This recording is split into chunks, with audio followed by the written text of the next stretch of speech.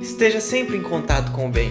No site e no aplicativo da Web Rádio Fraternidade, você encontra orações diárias, palestras e estudos que te sintonizarão com os ensinos do Cristo. Para acessá-los, basta entrar no site www.radiofraternidade.com.br ou baixar o aplicativo da Rádio Fraternidade. Neles, você pode ouvir a rádio em tempo real ou acessar o nosso acervo. Web Rádio Fraternidade, a emissora do bem na internet.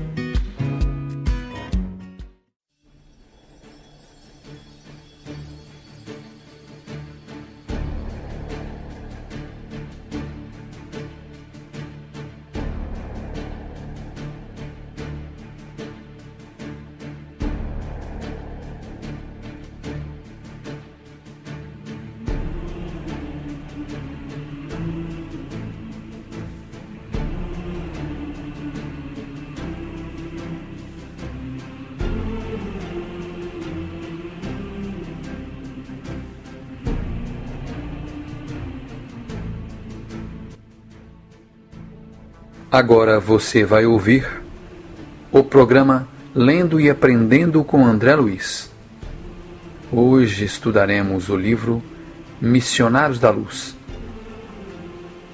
psicografado por Francisco Cândido Xavier, de autoria do espírito André Luiz.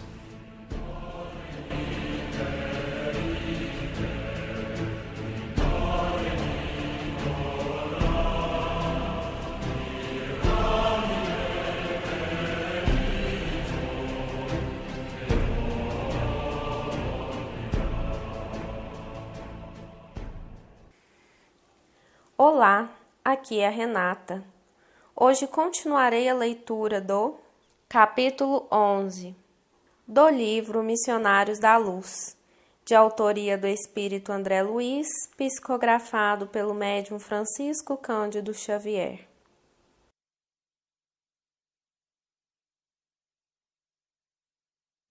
O assunto oferecia ensejo a valiosos esclarecimentos, mas Alexandre esboçou um gesto de quem não podia gastar muito tempo com palavras e depois de ligeiro intervalo acrescentou: André, mantenha-se em oração, ajudando-me por alguns momentos. Agora que tenho informações positivas do visitador, preciso mobilizar minhas possibilidades de visão, sindicando quanto ao paradeiro do irmão infeliz. Não obstante conservar-me em prece, observei que o orientador entrava em profundo silêncio. Daí a alguns minutos, Alexandre tomou a palavra e exclamou como quem estivesse voltando de surpreendente excursão: Podemos seguir adiante. O pobre irmão, semi-inconsciente, permanece imantado a um grupo perigoso de vampiros em lugarejo próximo. O instrutor pôs-se a caminho. Segui o passo a passo em silêncio, apesar de minha intensa curiosidade. Em pouco tempo, distanciando-nos dos núcleos suburbanos, encontramo-nos nas vizinhanças de Grande Matadouro. Minha surpresa não tinha limites, porque observei a atitude de vigilância assumida pelo meu orientador, que penetrou firmemente a larga porta de entrada. Pelas vibrações ambientes, reconheci que o lugar era dos mais desagradáveis que conhecera até então em minha nova fase de esforço espiritual. Seguindo Alexandre de muito perto, via numerosos grupos de entidades francamente inferiores que se alojavam aqui e ali. Diante do local em que se processava a matança dos bovinos, percebi um quadro estarrecedor. Grande número de desencarnados, em lastimáveis condições, atirava-se aos borbotões de sangue vivo, como se procurassem beber o líquido em sede devoradora.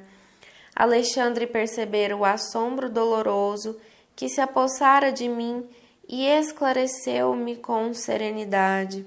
Está observando, André, estes infelizes irmãos que nos não podem ver pela deplorável situação de embrutecimento e inferioridade, estão sugando as forças do plasma sanguíneo dos animais. são famintos que causam piedade. Poucas vezes em toda a vida eu experimentara tamanha repugnância. As cenas mais tristes das zonas inferiores, que até ali pudera observar, não me haviam impressionado com tamanho amargor. Desencarnados à procura de alimentos daquela espécie, matadouro cheio de entidades perversas, que significava tudo aquilo? Lembrei meus reduzidos estudos de história, remontando-me à época em que as gerações primitivas ofereciam aos supostos deuses o sangue de touros e cabritos. Estaria naquele quadro horripilante a representação antiga dos sacrifícios em altares de pedra? Deixei que as primeiras impressões me encandecessem o cérebro, a ponto de sentir, como em outro tempo, que minhas ideias vagueavam em turbilhão. Alexandre, contudo, solícito como sempre, acercou-se mais carinhosamente de mim e explicou: por que tamanha sensação de pavor, meu amigo? Saia de si mesmo, quebre a concha da interpretação pessoal e venha para o campo largo da justificação. Não visitamos nós ambos na esfera da crosta os açougues mais diversos? Lembro-me de que, em meu antigo lar terrestre, havia sempre grande contentamento familiar pela matança dos porcos.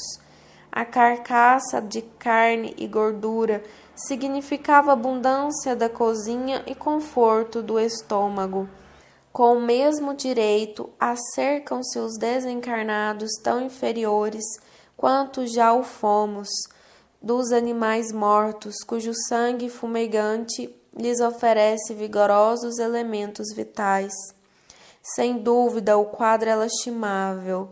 Não nos compete, porém, lavrar as condenações. Cada coisa, cada ser, cada alma permanece no processo evolutivo que lhe é próprio.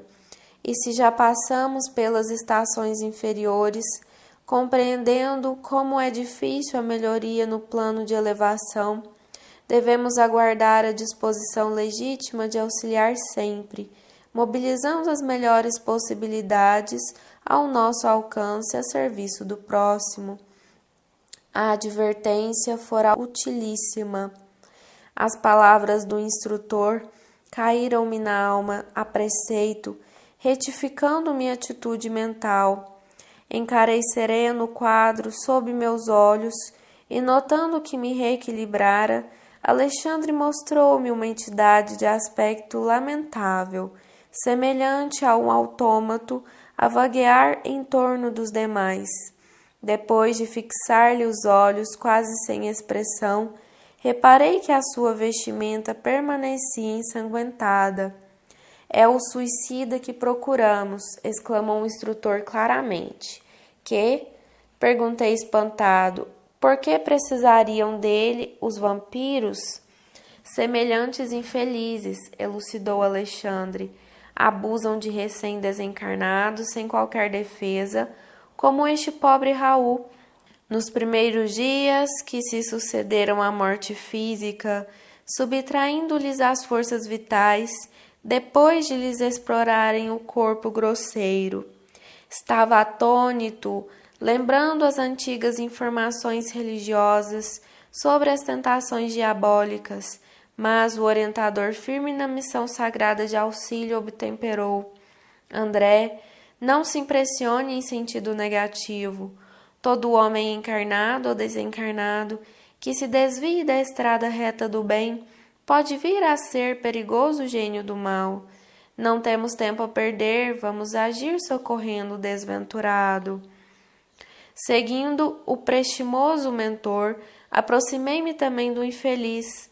Alexandre alçou a destra sobre a fronte de Raul e envolveu-o em vigoroso influxo magnético. Dentro de poucos instantes, Raul permanecia cercado de luz, que foi vista imediatamente pelos seres da sombra. Observando eu que a maioria se afastou, lançando gritos de horror. Vendo a claridade que rodeara a vítima, estavam lívidos, espantados.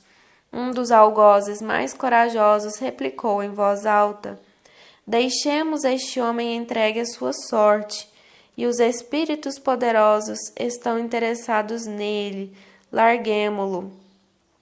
Enquanto se retiravam os verdugos apressadamente, como se temessem algo que eu não podia compreender ainda, em face da aproximação bendita daquela luz que vinha de mais alto, perdia-me em dolorosas interrogações íntimas. O quadro era típico de velhas lendas de demônios, abandonando as almas prisioneiras em seus propósitos infernais. As palavras espíritos poderosos haviam sido pronunciadas com disfarçável ironia.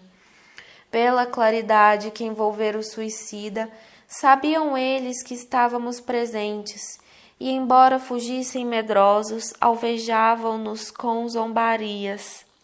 Aos poucos, o matadouro de grandes proporções estava deserto de vampiros vorazes.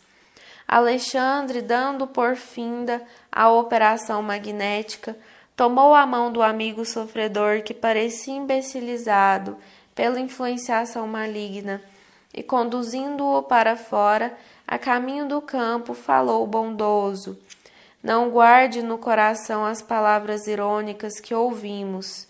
Esses irmãos desventurados merecem a nossa maior compaixão. Vamos ao que nos possa interessar. Recomendou-me amparar o novo amigo que parecia inconsciente de nossa colaboração, e depois de alguns minutos de marcha, estacionávamos sob árvore frondosa, depondo o irmão enfraquecido e cambaleante sobre a relva fresca. Impressionado com o seu olhar inexpressivo, solicitei os esclarecimentos do orientador, cuja palavra amiga não se fez esperar. O pobrezinho permanece temporariamente desmemoriado. O estado dele, depois de tão prolongada sucção de energias vitais, é de lamentável inconsciência. Em face da minha estranheza, Alexandre acrescentou: que deseja você? Estaria por aqui o processo de menor esforço? O magnetismo do mal está igualmente cheio de poder, mormente para aqueles que caem voluntariamente sob os seus tentáculos. Em seguida, inclinou-se paternalmente sobre os desventurados suicida e indagou: irmão Raul, como passa? Eu, murmurou o infeliz como se estivesse mergulhado em profundo sono. Não sei, nada sei. Lembra-se da esposa? Não, respondeu o suicida de modo vago. O instrutor levantou-se e disse-me: a inconsciência dele é total, precisamos despertá-lo. E em seguida determinou que eu permaneceria ali em vigilância enquanto buscaria recursos necessários. Não poderemos acordá-lo por nós mesmos? Interroguei admirado. O orientador sorriu e considerou: bem se reconhece que você não é veterano em serviços intercessórios. Esquece-se de que vamos despertá-lo não só para a consciência própria, senão também para a dor? Romperemos a crosta de magnetismo inferior que o envolve e Raul regressará ao conhecimento da situação que lhe é própria. Entretanto, sentirá o martírio do peito varado pelo projétil. Rugirá de angústia ao contato da sobrevivência dolorosa, criada, aliás, por ele mesmo. Ora, em tais casos, as primeiras impressões são francamente terríveis e escoam-se algumas horas antes do seguro alívio. E como outras obrigações esperam por nós, será conveniente entregá-lo aos cuidados de outros amigos. As observações calaram-me profundamente. Decorridos 20 minutos aproximadamente, Alexandre voltou acompanhado de 2 irmãos que se prontificaram a conduzir o infeliz. e, daí a algum tempo, encontrávamo-nos em uma casa espiritual de socorro urgente, localizado na própria esfera da crosta. Via-se que a organização atendia a trabalhos de emergência, porquanto o material de assistência era francamente rudimentar. Adivinhando-me o pensamento, Alexandre explicou: no círculo de vibrações antagônicas dos habitantes da crosta, não se pode localizar uma instituição completa de auxílio. O trabalho de socorro, deste modo, há de sofrer incontestável deficiência. Esta casa, porém, é um hospital volante que conta com a abnegação de muitos companheiros. Deposto Raul no leito-alvo, o devotado instrutor começou a aplicar-lhe passes magnéticos sobre a região cerebral. Não se passou muito tempo e o infeliz lançou um grito estertoroso e vibrante, dilacerando-me o coração. Eu morro! Eu morro! Gritava Raul, em suprema aflição, tentando agora escalar as paredes. Acudam-me por caridade! E, comprimindo o peito com as mãos, exclamava em tom lancinante: meu coração está partido, ajudem-me, não quero morrer. Enfermeiros solícitos amparavam-no com atenção, mas o paciente parecia tomado de horror. Olhos esgazeados, em máscara de sofrimento indefinível, continuava gritando estentoricamente, como se houvesse acordado de pesadelo angustioso. Esther, Esther, chamou o infeliz, recordando a esposa devotada. Venha em meu auxílio, pelo amor de Deus, socorra-me, meus filhos, meus filhos. Alexandre acercou-se dele paternalmente e obtemperou. Raul, tenha paciência e fé no divino poder. Procure enfrentar corajosamente a situação difícil que você mesmo criou e não invoque o nome da sua companheira dedicada, nem chame pelos filhos amados que deixou na sua antiga paisagem do mundo, porque a porta material de sua casa se fechou com os seus olhos. Se você tivesse cultivado o amor cristão, prezando as oportunidades que o Senhor lhe confiou, fácil seria em um momento destes regressar ao ninho afetuoso para rever os entes amados, ainda que eles não conseguissem identificar a sua presença. Mas agora, meu amigo, é muito tarde. É necessário aguardar outro ensejo de trabalho e purificação, porque a sua oportunidade, com o nome terrestre de Raul, está finda. Imenso pavor, a estampar-se-lhe o semblante, o interpelado revidou: estarei morto porventura? Não sinto o coração varado de dor? Não tenho as vestes ensanguentadas? Será isso morrer? Absurdo! Muito sereno, o bondoso instrutor voltou a falar. Não empunhou sua arma contra o próprio peito? Não localizou o coração para exterminar a própria vida? Ó, meu amigo, podem os homens enganar uns aos outros, mas nenhum de nós poderá iludir a justiça divina. Revelando a extrema vergonha, ao sentir-se descoberto, o suicida prorrompeu em soluços, murmurando: ah, desventurado que sou, 1000 vezes infeliz. Alexandre, contudo, não tornou a falar-lhe naquela circunstância. Depois de recomendá-lo carinhosamente aos cuidados dos irmãos responsáveis pelos serviços de assistência, dirigiu-se a mim, explicando: vamos, André, nosso novo amigo está em crise cuja culminância não cederá antes de 70 horas, aproximadamente. Voltaremos mais tarde a vê-lo. De regresso aos meus trabalhos, esperei ansioso o instante de reatar as observações educativas. Impressionava-me a complexidade do serviço intercessório, as simples orações de uma esposa saudosa e dedicada haviam provocado atividades numerosas para o meu orientador e valiosos esclarecimentos para mim. Como agiria Alexandre na fase final? Que revelações teria Raul para os nossos ouvidos de companheiros interessados no seu bem-estar? Conseguiria a esposa consolar-se nos círculos da viuvez?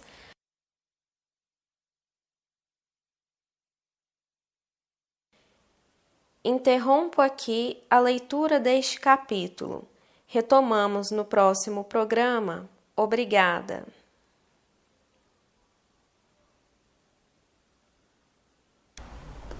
E aí, pessoal? Vamos continuar nosso estudo do capítulo 11, Intercessão, do livro Missionários da Luz? Pois bem, Renata já leu para nós a parte que nos interessa do capítulo 11 e nós vamos comentá-lo. Apenas situando aqueles que não têm acompanhado rotineiramente o programa, no capítulo 11 nós estamos acompanhando o André Luiz e seu instrutor Alexandre, e ambos estão acompanhando o caso do Raul. O Raul é um espírito que desencarnou repentinamente e sua esposa Esther, embora encarnada, conseguiu entrar em contato com o Alexandre durante um dos momentos em que seu corpo físico dormia, e ela, em desdobramento, conseguiu aproximar-se de Alexandre e pediu a ele ajuda para esclarecer se o Raul havia se matado ou se ele fora vítima de um assassinato, visto que o Raul foi encontrado no meio da rua, sem qualquer explicação que pudesse esclarecer sua morte. Depois de conversar com Esther, Alexandre convidou André Luiz para encontrá-la em sua casa durante o momento em que a Esther estivesse na condição de vigília, ou seja, desperta, não estivesse dormindo. E chegando lá, para avaliar a condição do que acontecera com Raul, Alexandre observa a casa, os encarnados e desencarnados que vivem por ali, e depois, junto com um espírito que auxilia aquele lar em questões rotineiras, que auxilia o lar a resolver pequenos problemas, ele fica sabendo que Raul de fato se matara. André Luiz, então, achando que o Alexandre poderia obter todas as informações do desencarne com aquele espírito que eles conversavam e que os esclareceu a respeito do desencarne do Raul, o Alexandre fala para ele: ora, é imprescindível que ouçamos diretamente do Raul os motivos que o levaram a se matar. Porque aquele espírito que acompanha aquela casa, que sabia e acompanhou o Raul até o seu desencarne, vitimado pelo suicídio, não poderia dizer o que se passa nos sentimentos, no íntimo do Raul. E é por isso mesmo que o Alexandre resolve procurar o Raul. E é exatamente o que vamos acompanhar nesta parte do capítulo de hoje, é o Alexandre e o André Luiz procurando pelo Raul. Para encontrar o Raul, o Alexandre entra em um nível de consciência desconhecido para nós. Ele se concentra e consegue localizar onde está o Raul. Vejam bem, isso está muito acima da nossa compreensão. Algumas vezes nós até conseguimos intuir onde está determinada pessoa, mas porque a conhecemos, conhecemos seus hábitos, sabemos de sua rotina. E no caso do Alexandre, o Alexandre sequer conhecia o Raul antes de visitar o seu lar. Aliás, antes mesmo, quando conhecera Esther, ele não sabia do Raul. E agora, através de suas capacidades pessoais, individuais, ele entra em concentração e consegue localizar o Raul. E então chama o André Luiz para acompanhá-lo. E informa que ele, o Raul, está prisioneiro de um grupo de perigosos vampiros. Observem bem, perigosos vampiros. Os vampiros que o André Luiz está relatando no livro Missionários da Luz apenas, em parte, assemelham-se com os vampiros das literaturas e dos filmes de hoje em dia. Porque, na verdade, os vampiros que o André Luiz está relatando para nós através das informações do Alexandre são também sugadores, mas não exatamente de sangue, da forma como é relatada nesses livros e nesses filmes. Uma característica os identifica com os vampiros da ficção, que é o fato de que eles também são sugadores, mas de energias, de elementos vitais. Obviamente que se assemelham uns aos outros nesse aspecto, mas no restante em tudo se diferem. Não estamos falando aqui, na obra do André Luiz, daqueles vampiros que nos filmes e nos livros temem o alho, temem a cruz, podem se aproximar de qualquer um e submetê-lo às suas vontades. Nós vamos ver aqui pelo relato que esses vampiros, apesar de buscarem os elementos vitais, eles estão em uma condição diferente daqueles vampiros ficcionais. E o Alexandre então leva o André Luiz até um matadouro de gado. E lá o André Luiz se assusta, percebendo a classe de espíritos que estão por ali. E mais ainda, quando ele percebe que um grupo de espíritos, na medida em que os pobres dos animais vão sendo sacrificados, procuram absorver os elementos vitais que acompanham o sangue que é jorrado desses animais. Então o que acontece é, na medida em que se abate um animal, esses vampiros se reúnem em torno daquele sangue vivo que está escorrendo dos corpos dos animais e buscam absorver os elementos vitais. Observem que eles não estão bebendo sangue, mesmo porque eles estão em um outro estado vibracional. Seus corpos perispirituais não conseguem relacionar-se, interagir-se com a matéria. O que eles estão buscando são elementos vitais que, para a nossa comparação, se assemelham a gases que se desprendem daquele sangue, enfim, daquele corpo. Mas isso é apenas uma comparação primitiva, porque na verdade esses elementos vitais estão além da capacidade dos instrumentos humanos medirem. O André Luiz se espanta com a busca frenética desses espíritos pelo sangue dos bois e vacas que estão ali sacrificados. E o Alexandre esclarece que eles estão sugando as forças do plasma sanguíneo dos animais. E apesar do asco que o André Luiz demonstra por essa situação, o Alexandre esclarece que eles são muito mais dignos de piedade.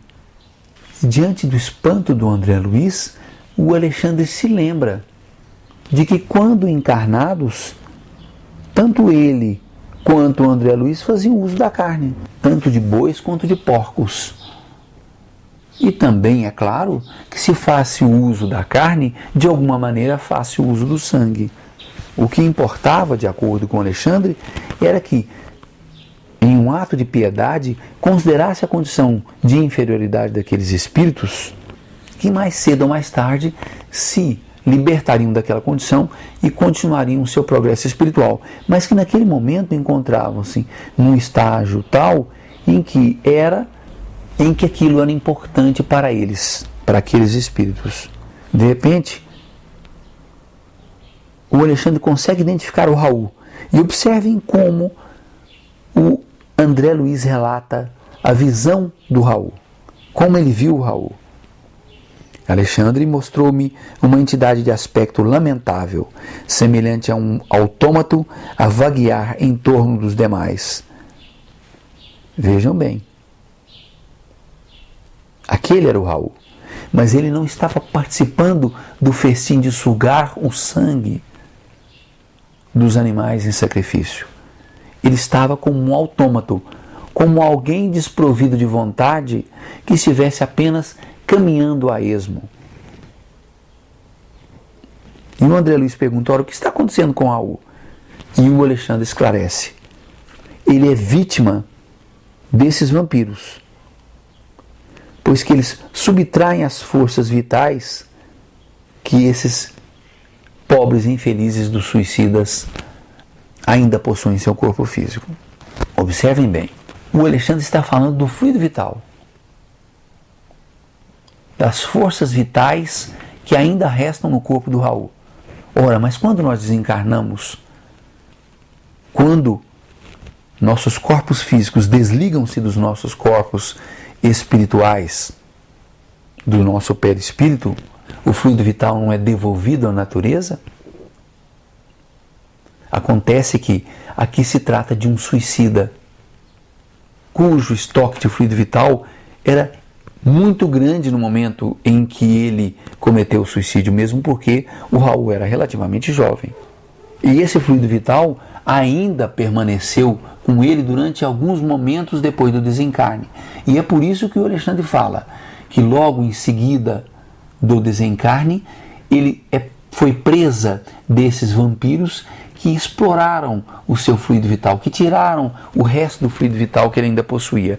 E de certo depois eles o abandonariam para lá. Esclarece o Alexandre: nos primeiros dias que se sucedem à morte física, subtraindo-lhe as forças vitais, depois de lhe explorarem o corpo grosseiro.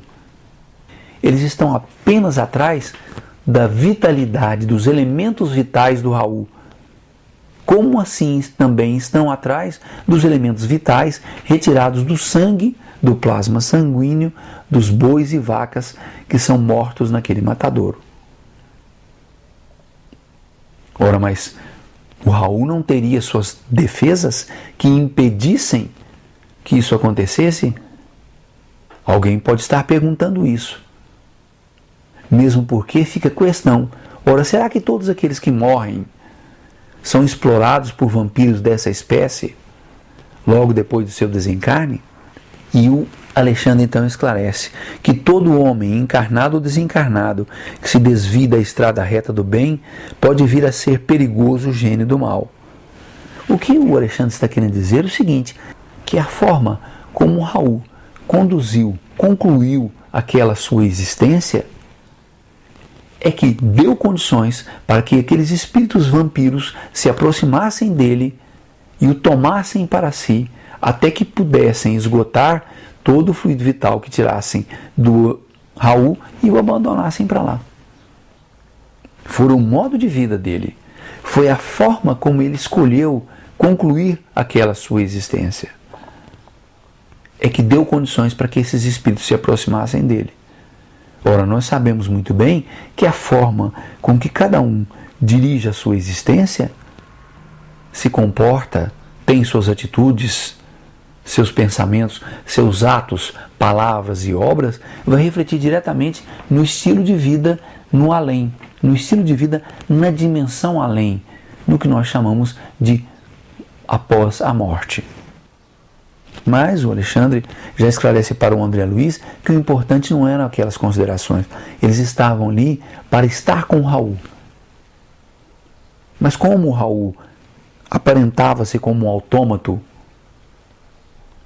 sem independência, incapaz de se interagir com outros, o Alexandre, com as suas capacidades espirituais, se aproxima do Raul, coloca a mão na fronte dele, do seu corpo perispiritual, do corpo perispiritual do Raul, e de repente uma luz cerca o Raul e ele se apresenta iluminado diante de todos aqueles espíritos imperfeitos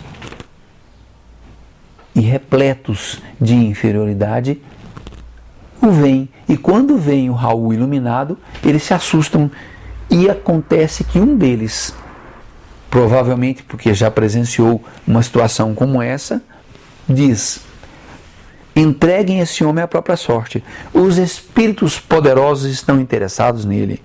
E, de acordo com o que diz o André Luiz, quando ele fala poderosos, ele o faz com ironia. O certo é que eles se afastam daquele ambiente e deixam que o André Luiz e o Alexandre fiquem a sós com o Raul.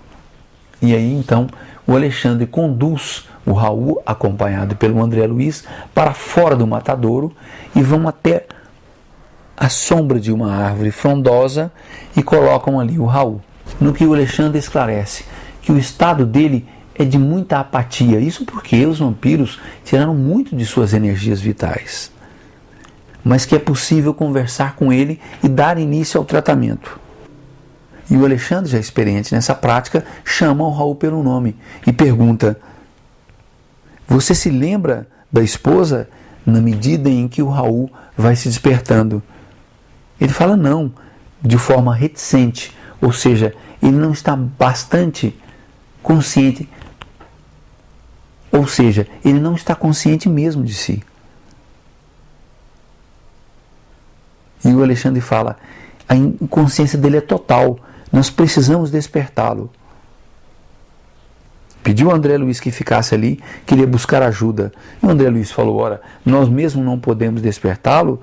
O Alexandre falou: não, é preciso entender o seguinte, que depois de despertá-lo, ele vai passar por um período de recuperação, e nesse período de recuperação, alguém precisa cuidar dele. E nós temos os nossos afazeres. Não temos condições de fazer, de prestar esse cuidado. Precisamos de alguém que cuide dele até que possamos depois voltar e falar com ele, assim quando ele recobrar a consciência. Isto porque, de acordo com o que diz Alexandre, aqueles momentos iniciais é como se ele despertasse para a sua própria consciência, percebesse o tiro que deu no próprio coração, percebesse a distância que tem agora da esposa e dos filhos, percebesse o erro que cometera. Não é uma dor, obviamente, fácil de se lidar com ela. E por isso mesmo ele precisará de um tempo, desde o despertar até poder ser inquirido, ser ouvido. Passados alguns minutos, volta o Alexandre com 2 companheiros, 2 socorristas. Mas não de nosso lar, não de uma esfera muito elevada, mas de um hospital instalado, observem bem, de um hospital espiritual instalado na própria crosta. E é como se fosse um desses hospitais de campanha, desses hospitais que se instalam na guerra. Já viram desses hospitais? Durante um conflito, num lugar onde se abrigam refugiados, instalam-se hospitais em lonas, com recursos mínimos necessários para atendimentos de emergência, sem qualquer complexidade. E isso esclarece o Alexandre dizendo que em lugares como esses é impossível instalar instituições muito complexas. As mais complexas só podem ser instaladas em lugares mais distantes da crosta da Terra. Mas em lugares tão próximos como aquele, o que se pode fazer é mesmo pronto-socorro improvisado. Então, levando o Raul para esse lugar, o Alexandre começa a aplicar-lhe passes magnéticos e, de repente, o Raul acorda. E a primeira coisa que ele faz é gritar: eu morro, acudam-me. Reclama do coração, demonstra um sofrimento indizível e depois pede pela Esther, pelos filhos, demonstrando grande desequilíbrio. E aí o Alexandre para e esclarece que ele precisaria ter paciência e que ele não teria como encontrar a esposa e nem os filhos. E isso aconteceu, e esse impedimento decorria do estilo de morte que ele escolhera para si, o suicídio. Sim, porque o suicídio é uma morte escolhida, e que por isso mesmo ele não teria como revê-los. Estivesse em outro estado de consciência, estivesse trabalhando no bem, esforçando-se para melhorar, muito provavelmente poderia ver os seus parentes ainda encarnados. Mas naquele caso, cometendo suicídio, ele estava em tão grande perturbação que seria impossível aproximar-se dos familiares e nem seria recomendável. Em seguida, o Raul demonstra grande perturbação e incapaz do diálogo. Mesmo nas tentativas do Alexandre, o Raul demonstra essa inquietação tão grande que o Alexandre percebe que não será possível conversar com ele naqueles instantes. Ele precisaria descansar, precisaria se recompor, e então seria necessário dar um tempo para que o Raul pudesse se restabelecer e depois ser atendido. E assim o Alexandre convida o André Luiz para irem-se dali e retornarem quando o Raul tivesse em melhores condições. Esse capítulo nos traz informações muito interessantes, que reforça para nós a ideia de que nosso estilo de vida influenciará diretamente no nosso estilo de vida no além, no pós-morte. A maneira como vivemos e da forma como levamos a nossa vida, preservando ou diminuindo o nosso tempo de vida orgânica, e aí, é claro, tem que se sopesar os motivos que levaram a essa diminuição. Isso terá consequências diretas no nosso futuro. No programa que vem, no próximo encontro, nós observaremos, nós acompanharemos e analisaremos os motivos que levaram Raul a tirar sua própria vida, e até mesmo um encontro entre Raul e Esther, sua esposa ainda encarnada. Conto com vocês nesse próximo encontro para que nós possamos continuar lendo e aprendendo com André Luiz.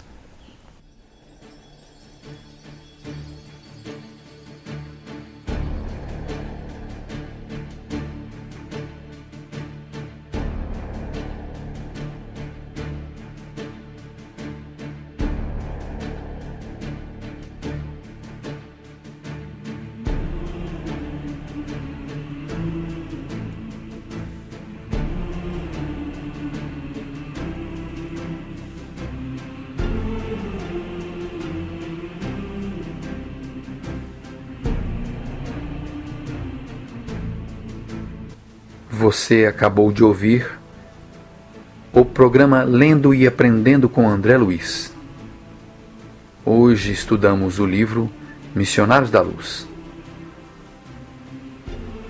Acompanhe conosco a continuação desse estudo no próximo programa. Até lá!